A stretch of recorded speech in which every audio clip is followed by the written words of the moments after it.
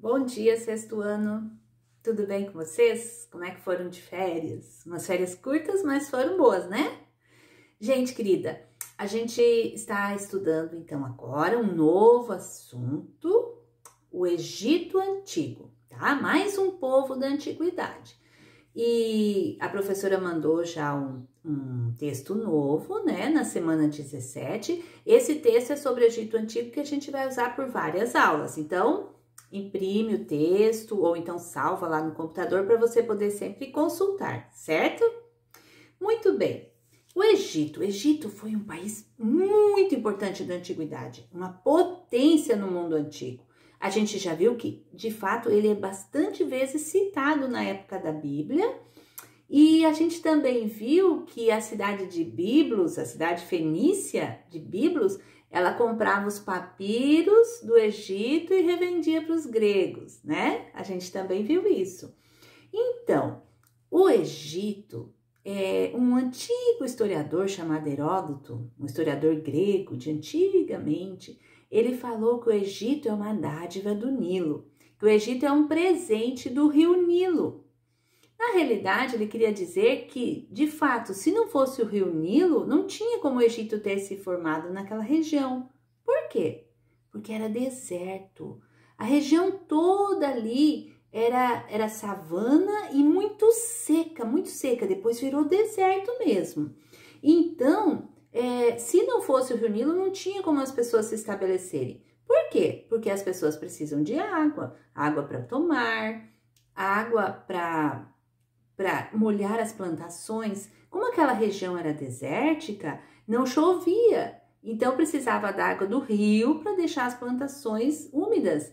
E foi realmente muito importante. E esse rio é o rio Nilo. Ele tem quase 7.000 quilômetros de extensão. Ele é o rio mais longo da Terra. Até hoje ele existe.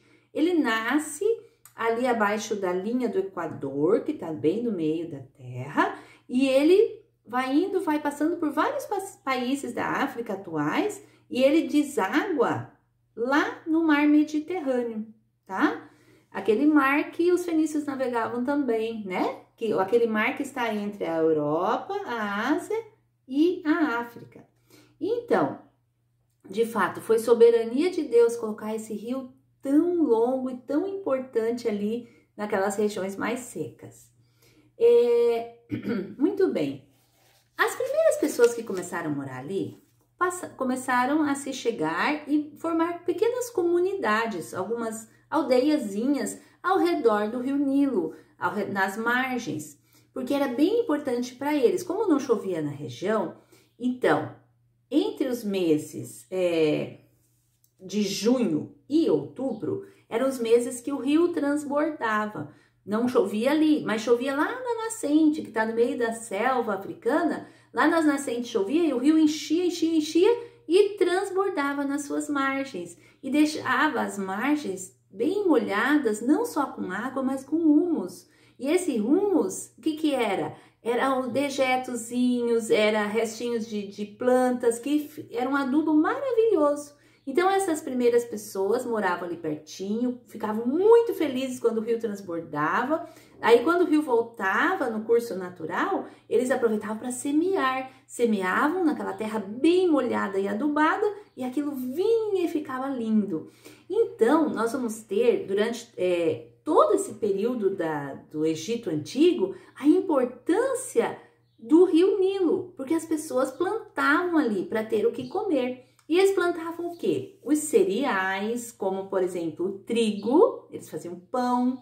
O pão deles era um pouco diferente do nosso, era tipo um disco de pizza, assim, era um pão bem achatado e redondo. Eles faziam pão de trigo, eles também tinham a aveia que eles plantavam, e eles também plantavam ervilha, lentilha, pepinos, melões, alhos, tudo isso eles plantavam e eles colhiam e comiam. E também eles plantavam o linho. O linho é uma planta que não é para comer, mas é para fazer roupa. Dá de fazer roupa de linho. Já viu, né? Linho fino, aquela roupa feita então do linho. E eles também usavam o rio, claro, para tomar água, lógico, para lavar roupa, para tomar banho, para tudo, né? Lembra que a princesa foi, a princesa que encontrou Moisés no rio, ela estava indo lá no rio tomar banho. Então, o rio servia para tudo isso. E eles também pescavam os peixes do rio para comer. E olha só que legal, a argila na beira do rio, aquela lama mais dura, eles usavam para fazer tijolo, né? Misturavam com palha e faziam tijolos. Lembra que os hebreus faziam isso quando eram escravos no Egito? E também usavam para fazer as panelas, os potes que eles usavam, os copos, os pratos de cerâmica, de argila do rio. Olha só que legal. E ainda eles tinham aquelas plantinhas na beira do rio. Lembra que a mãe de Moisés fez um cestinho de vime, né? Então, eles usavam essas plantas da beira do rio, que dava de fazer cestos, eles faziam também cestos para carregar os cereais, para carregar as frutas. Então, o rio realmente era super importante para eles.